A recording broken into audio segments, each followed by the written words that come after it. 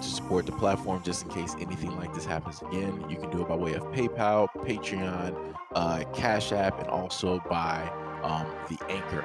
And you can also further support the platform by way of going to the Teespring store or the shoe store that is located in the comment section below.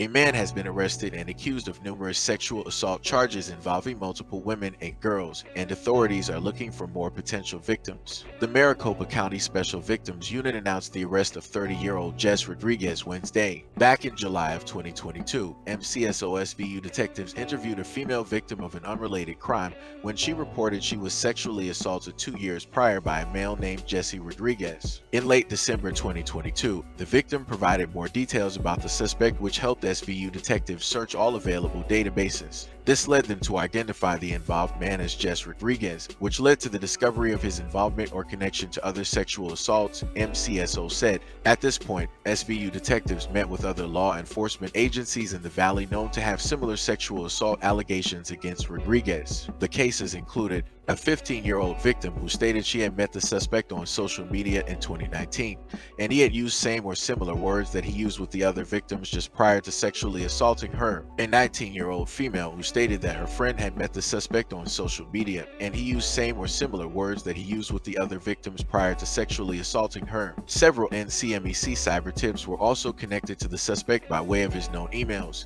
social media profiles, and usernames. Cyber tips are referred to the Internet Crimes Against Children Task Force by the National Center for Missing and Exploited Children when an individual is suspected of online sexual exploitation of minors. In addition to the allegations involving the social media application, the suspect was alleged to have habitually abused a female victim from the age of 9 to 11 years of age. Following this meeting, 24/7 surveillance of Rodriguez was initiated to prevent him from pursuing any other victims. Detectives obtained several search warrants to obtain Rodriguez's electronic and vehicle data. On Jan 21, 2023, Rodriguez was arrested and booked into jail. He is facing 5 counts of sexual assault, 4 counts of sexual assault with a minor, 1 count of sexual conduct with a minor, and 1 count of child molestation. Crimes against children remain a top priority for the Sheriff's Office, said Maricopa County Sheriff Paul Penzone. This shows exceptional work by multi-jurisdictional agencies to get a child predator off our streets. SVU investigators continue to analyze data collected through the numerous search warrants to identify any unknown victims of Rodriguez. An investigation remains ongoing.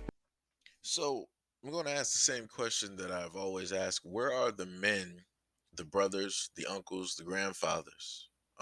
Where are they to protect the women of this community?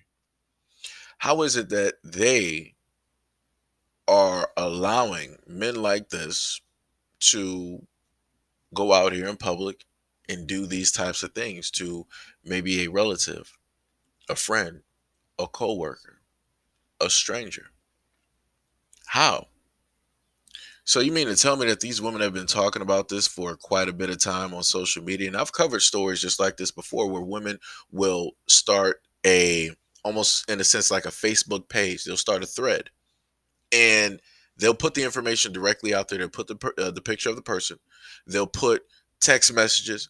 They'll let you know when a specific incident has happened. Then you'll start to see other women adding in directly to it once they see that they are not alone and coming to an understanding that, yo, I'm not the only one. This has to stop. Like this is one too many. Matter of fact, none of this should have taken place at all. But we need to formulate some type of record so that people know and they're aware of the type of individual this man is.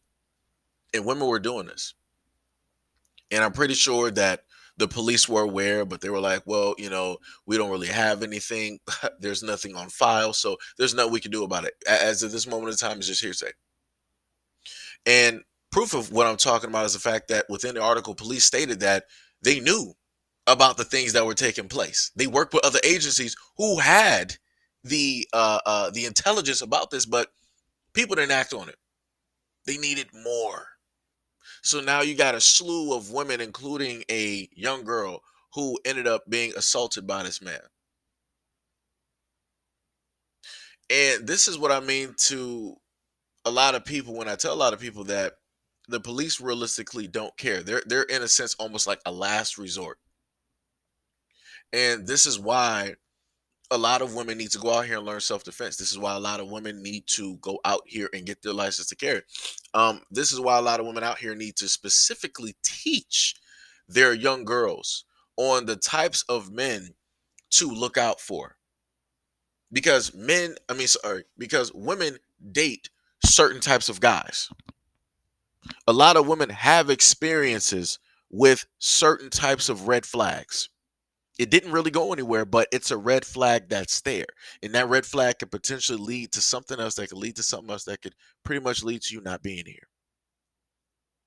And for whatever reason, you have women out here not specifically teaching their daughters this, but allowing their daughters to go out here in the world and to just have instances or have run ins with guys, passersby, whatever you want to sit up there and call it.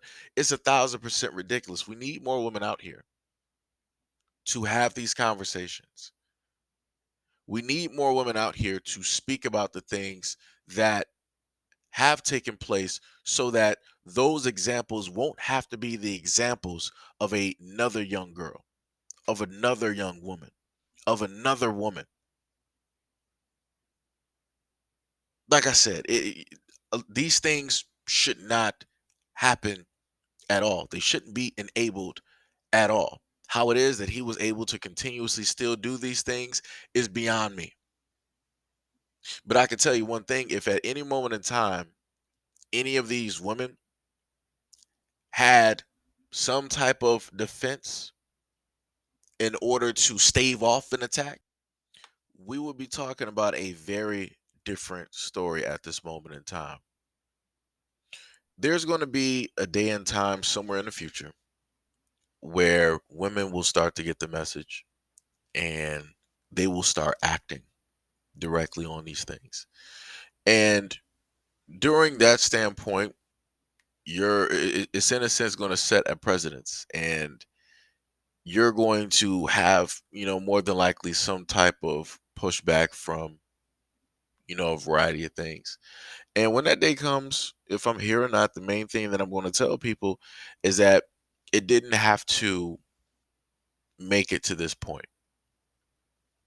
It didn't have to come to a point where women had to do these things. If only other people actually cared enough in order to actually defend and protect and look out for the best interest of them, women wouldn't have to do this. So more than likely, there's also going to be, during that instance, there's going to be instances of, hearsay, where you're going to have some stories that will come out, and, women will say one thing, but realistically, the evidence shows something drastically different. So for a lot of women out there, y'all going to have to be the ones that's going to realistically manage how this thing really transpires. Because if you want this to be a thing where, hey, we're going to, you know, teach and breed more women to be, more protective over themselves and to teach their daughters this, that, and the third, you also have to teach them not to be emotional.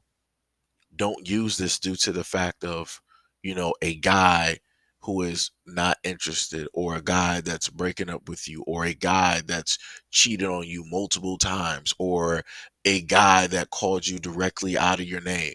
And because you acted emotionally, now you got to come up with some type of lie in order to, make this plausible.